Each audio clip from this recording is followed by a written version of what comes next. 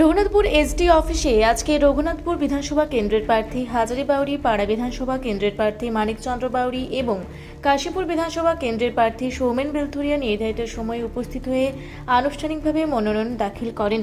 এই উপলক্ষে মহকুমা শাসকের দপ্তর চত্বর এবং সংলগ্ন এলাকায় তৃণমূল কংগ্রেসের কর্মী সমর্থকদের মধ্যে ব্যাপক উপস্থিতি লক্ষ্য করা যায়।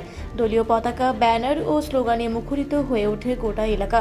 প্রার্থীদের সমর্থনে কর্মীদের উৎসাহ ও উদ্দীপনা ছিল চোখে পড়ার মতো। প্রশাসনের পক্ষ থেকে মনোনয়ন প্রক্রিয়া শান্তিপূর্ণভাবে সম্পন্ন করতে প্রয়োজনীয় নিরাপত্তা ব্যবস্থাও নেওয়া হয়েছিল। দাদা, আপনি এখানে আজকে নমিনেশন করলেন, তো এই ব্যাপারে একটু বলুন। আপনার এলাকার পেছনের ভিড় থেকে বুঝতে পারছেন কিভাবে ঝড় উঠেছে।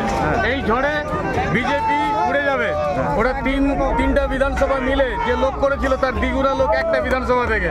এই থেকে আপনারা বুঝতে পারছেন 246 রঘুনাথপুর এসসি বিধানসভাটা কি হবে। এবার মানুষ আমাকে আশীর্বাদ করছে, নেতৃত্বরা সামনে আছে, একদম বুথ থেকে ছেলে মেয়ে সবাই এসেছে পায়ে পা মিলাতে। আজকের আনন্দ উৎসবে মানুষের শেষ কথা বলবে, মানুষ আমাদের পেছনে আছে।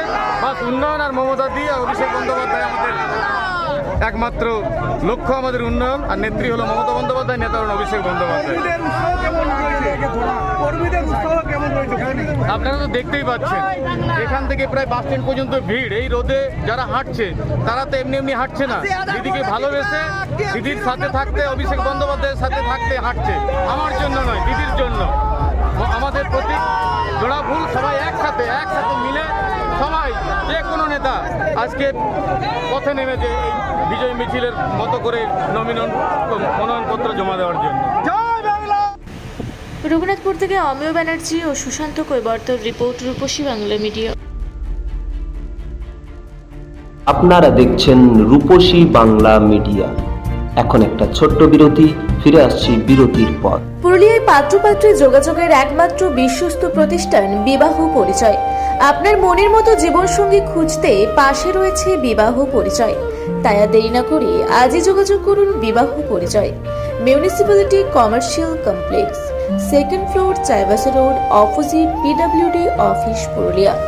মোবাইল নম্বর 9232440272। ফিরে এলাম বিরতির পর। আপনারা দেখছেন রূপসী বাংলা মিডিয়া।